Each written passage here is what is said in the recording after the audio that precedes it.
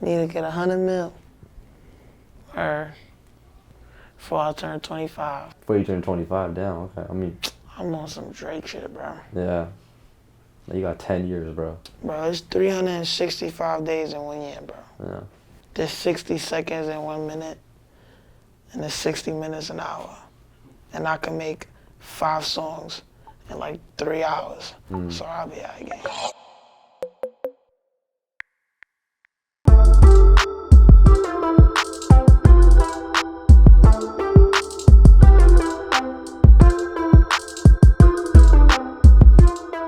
What's going on, guys? You're watching Kids Take Over right now. Chilling here in New York. Oh my gosh, Sugarhill Ddot. How's it going, bro? What's up, bro? So what you been up to today? Like, Nah, I've been chilling lately. What's up? same old. Yeah, same old. What's like your like schedule like these days? Is it like you plan it out every single day, or you just kind of catch a vibe in the morning?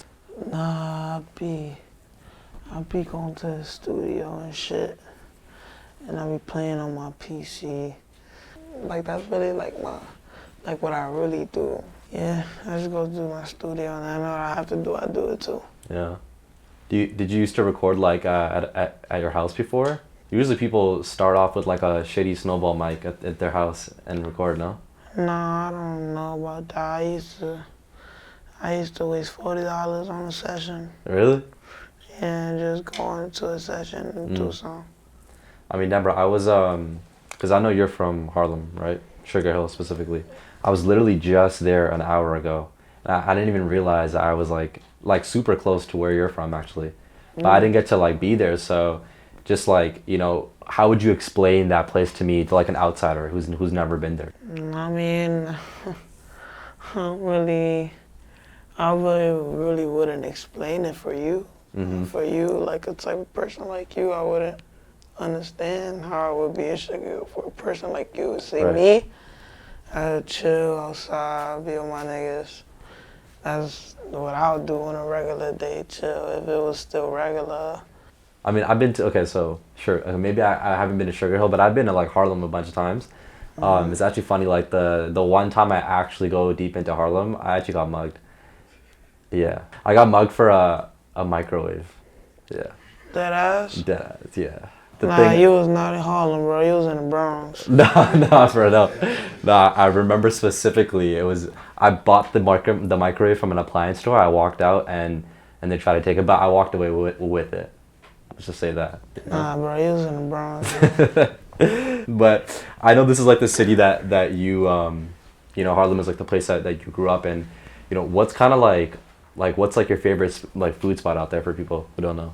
I mean, I don't really know. I be eating, when it's morning time, I go to Texas Star.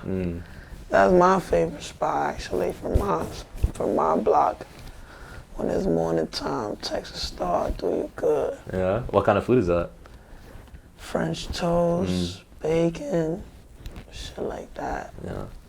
Yeah, I gotta check it out. I mean, I can't eat bacon, but I would check out the rest, you know? Yeah, that's your bus. That's what's up, though. I know that's like where you grew up kind of like your whole life, but have you ever thought about like one day, I don't know, maybe you want to move out of New York? I did that already. You don't live in New York anymore? No. Oh, damn. What was kind of the decision behind that? Just for work, or? Why would you live in New York? People dream There's of nothing living. over here. Really? Yeah, there's nothing over here. Yeah. It's just, I'm from New York. I've been in New York for 15 years of my life. So I know. I know how New York looks, so I want to go to different places now. Yeah. What's like, I don't know if you're into traveling. You're like super young still, but. Now, yeah, I went to LA, Miami, and shit like that. I haven't went nowhere else yet. I gotta keep traveling though. Bro, when you get the time, like where would you want to go outside of North America? It's like, what's on your bucket list, you know? I don't know. I don't think about stuff like that. I just like going to the lit places, not gonna lie. Yeah. I like Miami a lot. That's where I like going. What's so dope about Miami too? Just like weather. It's just hot. Over here it's cold. Yeah. It's different. when you in the studio or when you in LA, it's different. Cause like when you in New York, you can't just rap about like you can't just rap about something you want to rap about. Like you could, but like you can't. It's not the same vibe. It's not the same. Like I think I get what you're trying to say. Like, do you think like when you record in those other places, like you make better music or? I don't like the way like when I be rapping over here, like and something like let's say like somebody try to give me a subject, I can't really rap about the subject because like it's not the same vibe. Like somebody could give me a subject in LA and like a subject in LA was like let's say females. I rap about females and I wouldn't like care it'll feel good rapping about it over there because it's like when you rapping about it in New York, it's like I'm rapping about this girl in New York and she in New York. But it's different when you rapping about her like when you like a plane couple hours away from her. Yeah. Like it's a difference. That is different. When did you start making music? Like you're 15 right now, so. Like 13.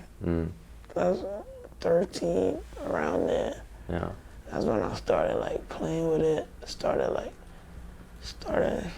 like doing music, going to the studio. Started doing mad shit. Started playing with it, and then when I turned 14, I started getting noticed. So I took it serious. It took you 1 year though to get noticed? I guess. Bro, I feel like you could ask around like majority of every rapper that's like huge, and they would say that it took them like, some of them like 7-8 years, you know, of like struggling and no one like caring about their shit. So like, I mean, for a kid that's watching this right now, I'm hoping I'm inspiring him because all my fan base is kids. So like, when I see half of my fans, they kids. So like, it's like, I just hope I'm inspiring them, making them feel good. Shit, I already know I'm making some of them feel good because I could see, like I'll be on the phone with some of my fans, and then I'll be talking to them. I'll be telling them and shit. Like I'll be talking to them. Kids be doing shit just cause like we do it. Like kids will want something cause we got it. Like kids will just do stuff cause we did it, cause they're watching us. So I just hope I'm inspiring all the kids that's watching me. Hell yeah. No, I'm sure you do, bro. I'm sure you do. Well, like, I think I want to talk about your music. So like, I think Let Her Go is, in my opinion, I think it's your best song. I know it's like your newest, but I feel like that's your best song, and it's more of a, like I could hear it on the radio for sure. I haven't drove here and like listened to the radio, but like I could see that on like a Hot 97 or something. So like, was that kind of like your intent when you made it? When you're like, I'm trying to make this like a radio song? Nah, I was just in the studio and my son McVertt came.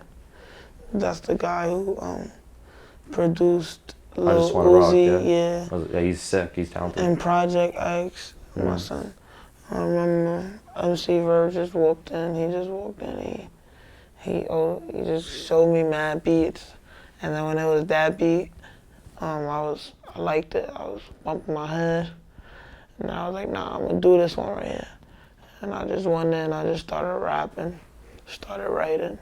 And I'm a rapper that I don't like cap rapping and nothing like that. Like I speak like what I feel and like what I've been through. So like I just, song was the meaning. Yeah, there's just like more melody to your verse than that, I feel. You know, I like it. And I think that I could see someone like really big remixing it. I don't know if you thought about that. Like if you could have one like sick person remix that song, who would it be? I don't know, Rihanna? Rihanna? No, I'm just thinking. Rihanna, I'm just thinking. I will imagine. I wish. I would say like Lil TJ or Polo G. Probably G. Yeah. I don't know, probably. I don't know. I wouldn't be for sure. That song was just like a song for me, how I feel. So if anybody want to get on it, I wouldn't have any problems. I believe Polo G could be a good one. I want to get your thoughts on something, because people in older generations talk about like, you know, like their top 5 greatest rappers being like Tupac, or maybe people in my generation would say like Kendrick or Cardi or whatever. But you actually grew up not listening to Tupac, but you do listen to him. I heard, like you said, someone has like put you on to some Tupac, right? Nah, I used to listen to some Tupac. Nah, I wasn't like a heavy listener, but I used to listen to some. I wasn't like a heavy listener, but I used to listen. Well, for someone your age, like I'm just so curious. Maybe it's different than me, right? Like, who's like your like top 5 rappers ever? Like, who are like the GOATs to you? GOATs? Like Durk, Baby, Raw Wave. I ain't gonna lie, Friday nice too. I ain't gonna lie, Friday nice. He nice. And I've been listening to Mad Meek Mill lately, so yeah. He's pretty goated. Yeah, I be listening to Meek Mill lately. What you think is the hardest Meek Mill song? In my opinion, 1942. Yeah. I like that song. That is a hard one, for sure. Are you tapped into any of like the younger, non-New York artists? Like, I don't know, like Yeat, for example, or I know like DD did a song with Faygo. I thought that was pretty cool. I mean, I don't really be tapped in. I don't really know who Faygo was at the time. Like, I just knew. I ain't really know. I knew who he was because DD had a music video in, but I ain't really. You weren't tapped in? Yeah, I ain't really know who he was. Yeah. I mean, bro, I know that, so, you know, are you an only child? Like, do you have siblings? Only child? You know, for me personally, I know a lot of people, they look at their, like, older brothers or sisters as, like guidance kind of, right? Like, coming up. But you never really had, like, a older sibling, so, like, who was kind of, like, your mentor when you were growing up, or even right now? I mean, I don't, like, my family guides me, like, my family tells me my right from my wrongs, and like, feel me, like, and I'm not dumb either, for me, I'm a grown little man, for me, so I know what I know, for me, but my family really guides me, that's what really guides me, my family. Yeah, no, I respect it, bro. I'm sure everyone has asked you about, like, linking with Drake and whatnot, and that's, like, why wouldn't they? That's amazing, you know? But, you know, when hearing you talk about it in interviews, you actually don't seem, like, really fazed. It's like, you met Drake and he had great things to say about you, but, like, why is it that, like, you're kind of just, like, unfazed about it? No, I never was unfazed. I would just, like, act like me. I'm just being me. I'm just being myself, like how I am right now. I always said Drake was positive vibes. It was mad fun and being around him, mad fun. Feel me? Mad, same for Durk. It was mad fun being around him. Everybody, I was a big star, famous. Bro, it was a pleasure being around him, bro. Oh, yeah. For me, bro, it was a good thing being around him because it's who I used to listen to when I was like more younger. So when I get around them, I'll just get in my head like, damn, these are niggas that I used to listen to when I was younger. So the fact that I'm meeting them now is crazy. Bro, facts. Like, it shows how much hard work you put in, for real. And is there someone else, like, of like a Drake or a Durk that you would still want to meet, like, on your bucket list, or? Yeah, my son Meek Mill fuck with me. I saw him shout me out, but I need to, like, really meet him though. Like, link him in person. Yeah. Yeah, I need to see his vibes. What did Meek say when he shouted you out? I'm just curious, like, was he listening to one of your songs? He ain't even text nothing. I ain't gonna lie, I was just supporting my music. He just posted a picture out. That shit was love. That shit was speechless. I ain't really know what to say, like, right now. Like, right now, I ain't really know what to say when it came to that, because I was like, nah, Meek posted my shit. That's OD. Right. And it's also like, how do you think like he found it? Like, you think someone put him onto it or something? It's like, I would wonder that if I were you. Like, damn, how did you find it? Yeah, someone had to put him on, and he had to also listen to it, the full song, before he posted it. Of course, yeah, on the story, of course. Yeah. He had to really listen to the song before he posted it, because he's not just going to post nobody's Some random song, yeah. Yeah, feel me? Yeah, no, that's hard, bro. I hope you guys meet in person. What about when you met Durk? Like, you know, when was that? I know that wasn't in Miami when the whole Drake shit was going on. Like, when did you Nah, I meet met my son Smirk when he brought me out. When we got a show. We was a show. We had the show in Rhode Island. My son, he good vibes too, bro. He good energy. We was chopping it up. We was in his room chopping it up. For me, good vibes, bro. We was just chopping it up, talking and shit. Hell yeah. I know it's been such a sick feeling. It was me, Schmirk, his niggas, me, DD, all niggas, feel me? I know that must have been such a big deal to him too, because he literally said Durk is like the GOAT to him, you know? Nah, yeah, Durk my favorite rapper too. Oh yeah? Yeah. Hell yeah. Nah. Durk my favorite rapper. Yeah. Saw you signed to like a major label, which is, you know, huge congrats obviously. But being super young, like what was it like for you to see all these, I'm sure like all of them reached out and tried to get meetings with you and whatnot. Like, how was that experience like, you know, for you? I mean, this is all I wanted. All I ever wanted was to get signed and to feel me, be the star that I am now. Cause it's like, I used to never think I was gonna get signed in life. So when all that was just coming, when good things was coming, I was just, feel me, thankful, feel me. Do you, I'm actually curious, like, do you fuck with the whole, like, fame part of rap? Because some people, they don't care. They're just like, I want the money, and I want to put out music. Like, Nah, I don't really, not the fame. Like, I don't really, right, I love everything I'm getting, bro. Everything is, everything. I'm thankful for everything, bro. Feel me, bro? It's not just, I just don't want money, bro, because I didn't have money before, so, like, I didn't care about money, bro. Like, feel me? I'm just saying this, like, it's not all about money, bro, because, like, God forbid, like, let's say you die, bro. Money not going with you, bro. Feel me, bro? It's just common sense, bro. Like, that's why when I get, like, big as an artist, like, and more, like, feel me, I want to help the poor more and shit like that. I want to do more shit like that. I want to, like I said this, I want to go, like, to Mexico and India and shit and just give them, like, mad bread, like $100 to everybody. Like, you see them kids that be running around, like $100 just to everybody, like, around. man, that would be great. Do you want to do that at a young age, or are you just saying some point? I mean, I want to do that. I want to do that.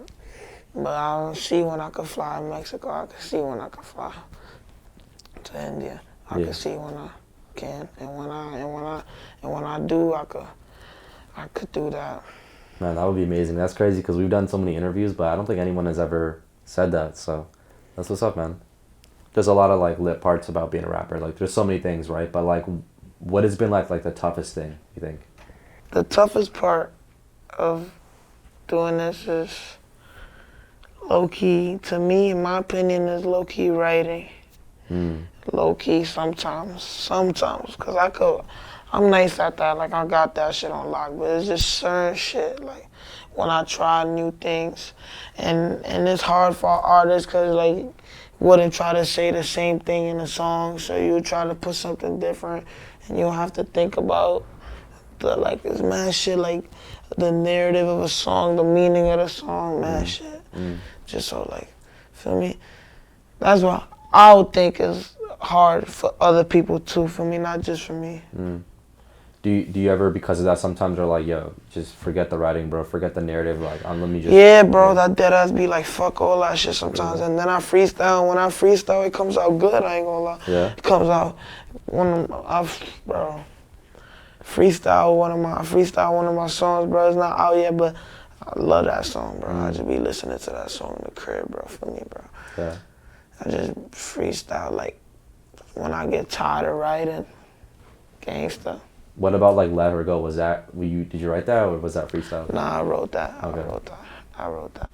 Man, I was a writer at first. I never used to like to freestyle because it was never like, I used to think that was bad. I used to think like, I always used to call myself, I'm not a freestyler, because when I try to freestyle, I'll say some bullshit. So, but it's not that. Like when you get locked in the studio, it's like, it's like you could talk to the studio, like you could talk to the studio and tell your feelings, and it's not like you're in a rush. You could try again and try again, and that's like what you're there for. So, for me, this was what you're there for, to really like pay attention and find out the motive of everything. So I already found out the motive of the whole studio. I found out how to fuck with a studio. I found out like once you get too locked in with this rap shit, you're gonna find out how to fuck with everything already, bro. You're gonna know how easy it is for you. You just gotta knock down a couple things and then that's it. Everything is easy after that. Like the little tricks you're saying and just hacks. Yeah, I feel that. I mean, also, Young Thug is freestyles all his music, so. That nigga got hits, bro. Exactly. Freestyle, which is wild. So, you were talking about just like the fame earlier and stuff. What's like your, I don't know, you probably had one experience with a fan that was like, whoa, what's going on? Yeah, I remember like 2 times.